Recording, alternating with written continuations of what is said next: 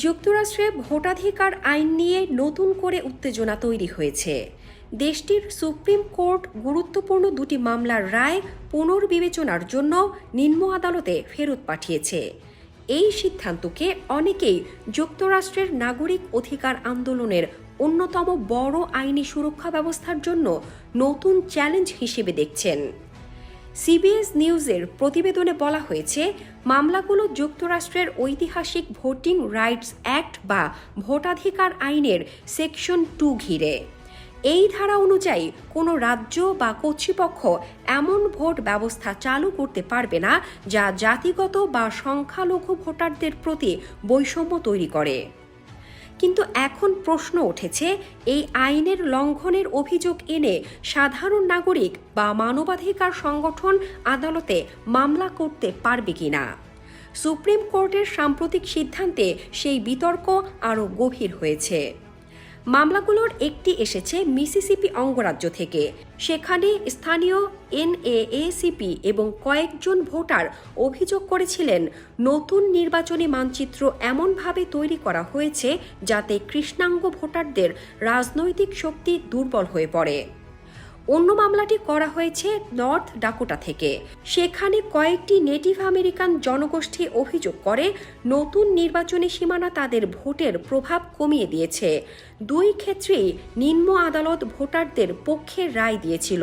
কিন্তু পরে নর্থ ডাকোটার মামলায় আপিল আদালত জানায়, সাধারণ মানুষ নয়, শুধুমাত্র যুক্তরাষ্ট্রের অ্যাটর্নি জেনারেলই সেকশন 2 কার্যকর করতে মামলা করতে পারবেন। আর এই সিদ্ধান্ত নিয়ে তীব্র উদ্বেগ তৈরি হয়েছে ভোটাধিকার কর্মীদের মধ্যে। বিশেষজ্ঞদের মতে, যদি ভবিষ্যতে আদালত একই ধরনের অবস্থান নেয়, তাহলে যুক্তরাষ্ট্রে ভোটাধিকার রক্ষার বড় অংশই দুর্বল হয়ে পড়তে পারে। কারণ এতদিন অধিকাংশ মামলা করেছেন সাধারণ ভোটার, নাগরিক অধিকার সংগঠন এবং সংখ্যালঘু জনগোষ্ঠী। মিশিগান বিশ্ববিদ্যালয়ের আইন অধ্যাপক এলেন কর্টসের এক গবেষণায় দেখা গেছে, 1982 সালের পর থেকে ভোটিং রাইটস অ্যাক্ট এর সেকশন 2 নিয়ে হওয়া মামলার প্রায় 96%ই বেসরকারি ব্যক্তি বা সংগঠন বাদী ছিলেন। অর্থাৎ সরকারের বদলে সাধারণ মানুষই দীর্ঘদিন ধরে আদালতে গিয়ে ভোটাধিকার রক্ষার লড়াই চালিয়ে গেছেন।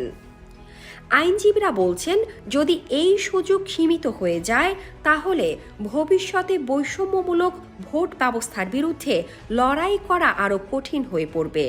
এদিকে সুপ্রিম কোর্ট গত মাসেও ভোটিং রাইটস অ্যাক্ট এর সেকশন 2 দুর্বল করে একটি গুরুত্বপূর্ণ রায় দিয়েছিল। সেই রায়ের প্রভাবেই এখন নতুন করে মামলাগুলো নিম্ন আদালতে পাঠানো হয়েছে। বিচারপতি কেটানসি ব্রাউন জ্যাকসন এই সিদ্ধান্তে ভিন্ন মত দিয়েছেন। তিনি মনে করেন, ভোটাধিকার রক্ষায় সাধারণ মানুষের আদালতে যাওয়ার সুযোগ সীমিত করা হলে গণতন্ত্রের ভিত্তি ক্ষতিগ্রস্ত হতে পারে। বিশ্লেষকদের মতে, 2026 সালের মধ্যবর্তী নির্বাচনের আগে যুক্তরাষ্ট্রে ভোটাধিকার, নির্বাচনী মানচিত্র এবং ভোটার যাচাই ইস্যু আরও বড় রাজনৈতিক সংঘাতে পরিণত হতে যাচ্ছে।